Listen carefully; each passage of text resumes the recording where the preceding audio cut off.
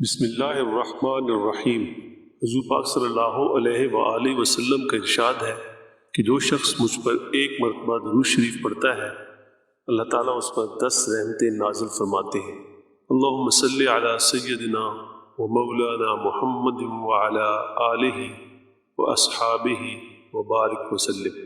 دوستو، ہمیں بھی پیارے آقا محمد مصطفیٰ صلی اللہ علیہ وآلہ وسلم پر زیادہ سے زیادہ درود شریف پڑھنا چاہیے، کیونکہ درود شریف دونوں جہانوں میں کامیابی کی کنجی ہے۔ آئیے اب آج کی ویڈیو کی طرف چلتے ہیں۔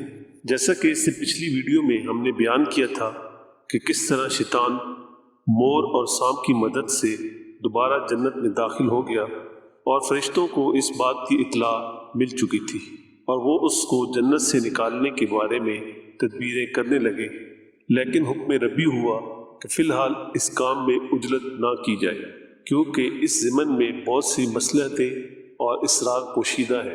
ابلیس جب اپنے جنت میں قیام پر مطمئن ہو گیا تو محبت و اتفاق کے طور پر حضرت آدم اور حضرت حوا کے پاس آیا اور محبت اور عقیدت کے اظہار میں رونے لگا۔ ان دونوں نے اس لعین کو نہ پہچانا، کیونکہ ماضی کے مقابلے میں اس کا چہرہ مسخ ہو چکا تھا۔ ان دونوں نے اس لعین سے رونے کا سبب دریافت کیا۔ کہنے لگا، اے مسجود ملائک، آپ کی ذات گرامی نہایت قدر و منزلت کی حامل ہے، لیکن میں جنت میں آپ کے ابدی قیام اور یہاں کی نعمتوں سے ہمیشہ ہمیشہ کے لیے فیض یاب ہونے کے بارے میں فکر مند ہوں، کیونکہ اس وقت تو تم دونوں یہاں پر مقیم ہو اور یہاں کی نعمتوں پر تمہارا تصرف ہے، لیکن کل اگر تمہیں یہاں سے علیحدہ کر دیا گیا تو تمہاری حالت، تمہاری کیفیت کیا ہوگی؟ جنت کی نعمتیں تم سے چھین لی جائیں گی اور دنیا کی کربتوں اور مصیبتوں میں مبتلا ہو جاؤ گے۔ یہ باتیں کر کے وہ لعین وہاں سے چلتا بنا اور آدم علیہ السلام کو بحر فکر میں غوطہ زن چھوڑ دیا۔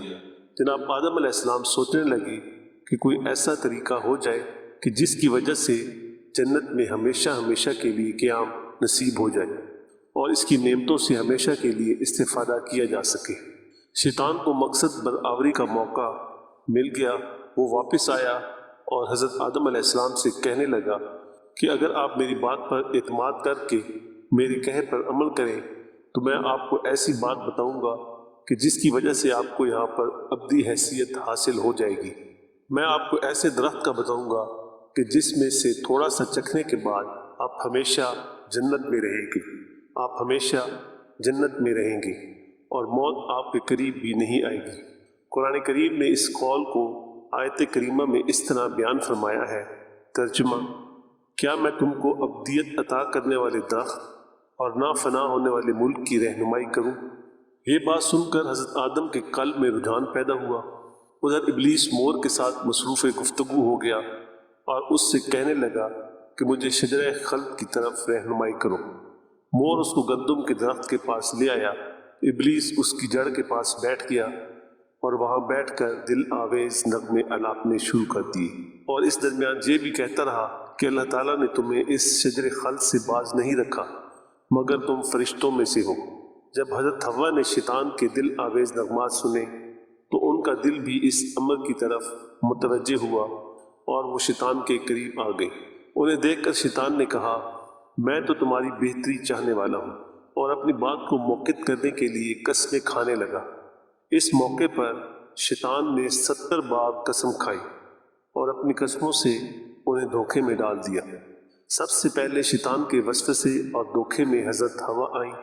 ابلیس نے ان سے کہا کہ جو کوئی اس درخت سے زیادہ کسب فیض کرے گا اس کو زیادہ فائدہ ہوگا اور وہ دوسرے پر غالب و فائق ہوگا۔ جناب حوا اس کی بات میں آ گئی اور اس درخت سے 7 خوشے توڑے، ایک خود کھایا، دوسرے کو محفوظ رکھا اور 5 حضرت آدم کے لیے لے گئی۔ آدم علیہ السلام نے ان کو کھانے سے انکار کیا۔ حضرت حوا نے انہیں رغبت دلائی اور کہا کہ میں اس سے کھا چکی ہوں، نہایت ذائقے دار ہے۔ کہا گیا ہے کہ اس دن گیہوں کی حیثیت بدلی ہوئی تھی، شہد سے زیادہ شیریں، دودھ سے زیادہ سفید اور مکھن سے زیادہ نرم تھا۔ آدم علیہ السلام نے جناب حوا کی ملامت کی کہ تم نے اس سے کیوں کھایا؟ احکام الہی کو فراموش کر کے نقض عہد کیا۔ تم اللہ کے قہر و غضب سے نہیں ڈرتی، اور اور اس کے احکام کی اطاعت سے روگردانی کرتی ہو۔ ہوا نے کہا کہ رحمت الہی فراواں ہے اور اس کی مغفرت بے پایہ ہے۔ یہاں ایک اور روایت بھی بیان کی گئی ہے کہ ابھی آدم علیہ السلام اس دھوکے میں نہ آئے تھے کہ حضرت ہوا گئی اور ایک جام جنتی شراب کو لا کر آدم علیہ السلام کو دیا، جس کو پینے کے بعد وہ عہد جو انہوں نے اللہ تعالیٰ سے کیا تھا ان کے دل میں چھپ گیا۔ چونکہ ابتدا شراب سے ہوئی جو غفلت لانے والی چیز ہے، شراب نے خلاف معمول کام کیا اور ان کی عقلی صلاحیتوں پر پردے پڑ گئے، اور ابو البشر آدم علیہ السلام امر و نہی کے معاملے سے غافل ہو گئے اور نسیانی مادہ غالب آ گیا۔ جناب ہوا نے لقمہ بنا کر حضرت آدم علیہ السلام کے منہ میں رکھا، جس کا ذائقہ انہیں بہت ہی اچھا معلوم ہوا۔ ابھی یہ لقمہ پیٹ تک نہ آیا تھا کہ جنتی لباس ان کے جسموں سے اتر گیا۔ کہا جاتا ہے کہ یہ لباس انسانی جسم کے ناخنوں کی طرح تھا، اس لیے فرزندان آدم کے ناخن لگائے گئے تاکہ اس واقعے کی یاد ہمیشہ تازہ ہوتی رہے۔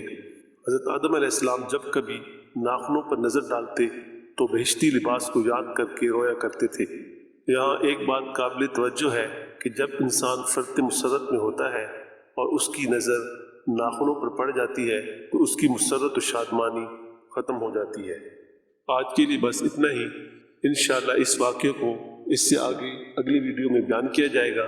آپ ہماری ویڈیوز کو دیکھتے رہیں، ہمارے چینل کو لائک کریں، سبسکرائب کریں اور دوسرے دوستوں کو شیئر کریں۔